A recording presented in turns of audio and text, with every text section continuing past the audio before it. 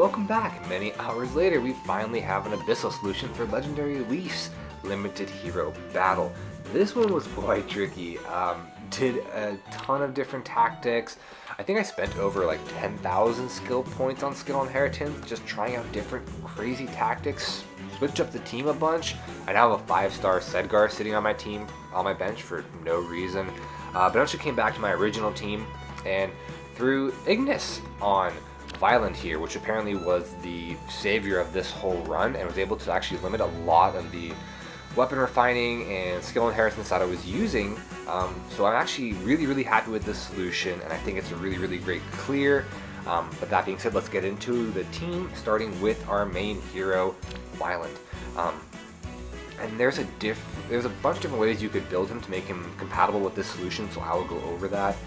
Basically what you need is 36 base speed prior to speed session 3. So whether you get that from refining his weapon plus speed res solo 2, which I have from a 4-star Urk here. You could also use rouse speed def 2 from a 4-star Ferdinand along with refining his weapon for speed. That would also get you the same exact result.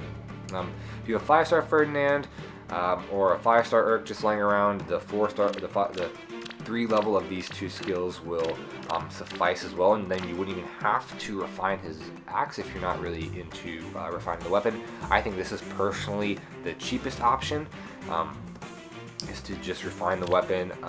I've kind of changed my stance on weapon refining for these free-to-play guides. We have a lot of refining stones, it's not like we're using any dew here, and the other resources are very plentiful, so I think this is well within our bounds to just make one of these refines. And then the 4-star skill inheritance isn't too terrible. The only thing I will say is right now with the res boosting here, renewal 1 works fine. Probably is a little bit helpful to get renewal 2 or renewal 3 in there. I'm just using this to prove that you don't need like a ton of skill inheritance, but if you are he is going to tank a few mages.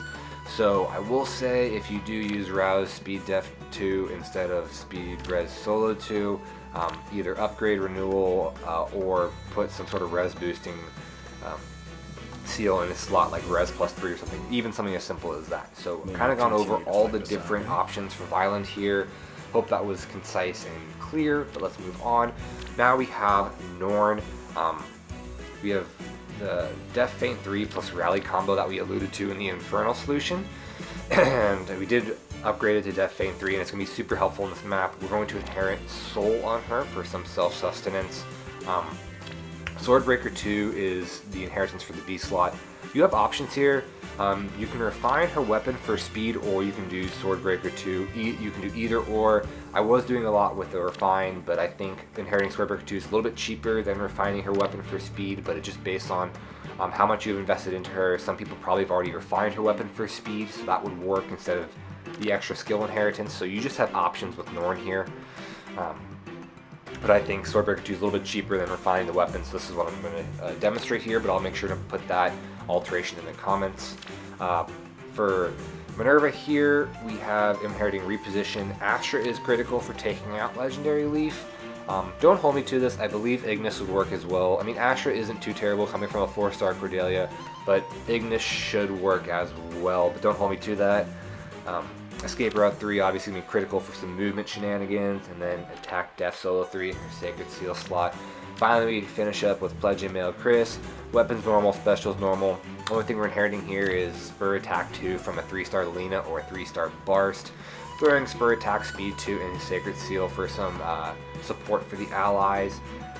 Left his A slot open. He comes with Speed Def Seal 2 or Speed Def 2. Based on your team and how your units shape up, you might need to boost one of his stats one way or the other just to manipulate the AI a little bit, so I've left that open so you guys can implement or improvise as needed. But that is the units that we're going to use, so let's get into the actual clear itself. Again, big bad Abyssal, let's go. We're actually going to start out with the same exact formation for our Infernal and Lunatic clears, this kind of cut off flying V formation.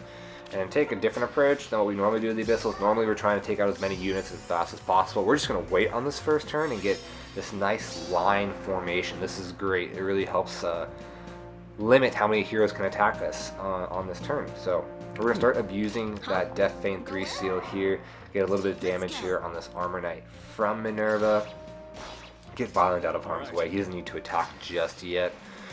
But yeah, Death Feint 3 in 2021, that's the tech lock special, using these bizarre and basically forgotten seals to pretty good effectiveness, I would say. But yeah, we're gonna move Chris up here, and then with all those supports, Norn can obliterate this red mage. We're gonna use our first instance of escape route 3. Just move Minerva over to this side, and now with that base 36 speed and blade session, Vyland can go ahead and double this green mage right there.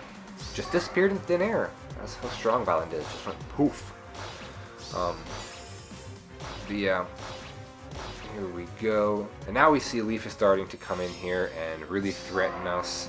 So let's take out this guy. Don't even need to wait for blade session on him, but we need to start moving fast against Leif. This is the only reason Swordbreaker is good here. If not, if you want to refine, this would be the one enemy you refine Shell Point Lance for speed, just so you can double this enemy. But again, Swordbreaker works just as well. Move Chris up here, and now we get to obliterate Leif with Minerva and take away that pretty big threat, I would say. But the map is far from over. We still have a ton of units to take care of, and this is why inheriting skill Ignis was such a good idea, or so helpful here, because we couldn't double this blue mage with his Kestrel stance. So we're just gonna nuke him into nuke him from existence with this Ignis right here. So, and then we'll take Minerva. She can come up here, start putting in work on that Troubadour, and then start abusing that Death Feint 3 and rally. So yeah, helps put a little bit of pressure on these units as far as keeping the damage on them, and we don't have the healer anymore, that really annoying Troubadour to heal them up. But now we're going to start rescuing and Operation remove units from danger area. Goes well with Minerva. Again, keep abusing that. I will say the AI manipulates really differently whether you go here with Vyland or here. Such weird AI pathing based on a unit that's not even close to the battle, but we'll just put Vyland up here. That's just a little bit easier, I think, in my opinion. Both AI paths, you can clear them at this point, but I think that one's easier, and we'll just go with that. Move Chris over one unit, or one space. Now we're going to do Operation Rescue Norn. It was a success. Come up here. Again, got a rally defense here, so we can get those defense debuffs on the sword fighter, so Norn can actually put in some pretty hefty damage here. Not going to be initiating with the Swordbreaker here because it's only level 2. That's totally fine though. With the self-sustenance, Norn can absolutely take out the sword fighter. On the next turn, if you're not running Swordbreaker and you're gonna run the Shell Point Lance Refine plus speed, she doesn't double, and then you can just throw Minerva over here. Minerva can absolutely nuke the remaining 1 HP with her Astra. So that's just a little note there, but we're still going to move her here. We're going to go into our very tactical diagonal line position. The only thing I'll note of here is that we want Vyland at a 2 special cooldown, so we can't initiate into this Axe Fighter. We're just going to back up a little bit, let the Lance Fighter initiate into us so we can get that cool kill down right where we want it. He doesn't take that much damage, so I'm not super worried.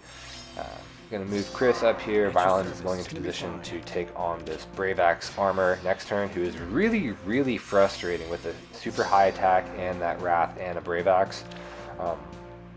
So right now we can just go ahead and rally defense, get that debuff on him, and Vyland does a staggering 78 damage with Ignis. Gotta move Minerva up here so we can trigger Chris's solo effect on his weapon, but now that Axe armor is no longer a threat. And again, if you have renewal, if you have a high level neuro, you can certainly engage a little bit sooner, but I'm just gonna, here is I'm proving that we can use renewal 1, and we'll just take it nice and easy, pretty safe. get that defense debuff. All right. Boom, and then we're just gonna back out. Like, there's no reason to rush this. We're so close to the end. Why are we trying to do this? We can just rally defense here, get that defense debuff, and Minerva takes out the Axe Fighter pretty easily. So there is your Abyssal solution. Hopefully I proved that the feint skills are still relevant, right? No one just ruses haven't taken them over completely, you know? The feint skills, pretty good. But yeah, I'm very, very happy with this solution. I think it's a pretty reasonable amount of skill inheritance. No upgrading units, so your feathers are safe there. Only one weapon refine, which doesn't have a divine do, and I gave you options if you don't want to refine the weapon as well. A little bit more expensive, but I did give you options. But again, I'm very, very happy with how the solution came out. I hope you guys are as well. I hope you guys utilize it, get all those divine codes. And again, if you like this or enjoyed it, if this is helpful, please like, subscribe, leave a comment. I don't know. It just helps me know that you guys are enjoying the content and want me to keep creating this and investing my time and energy into putting out these videos. It just shows your level of engagement. So with that being said, I hope you all enjoy and have a great rest of your weekend.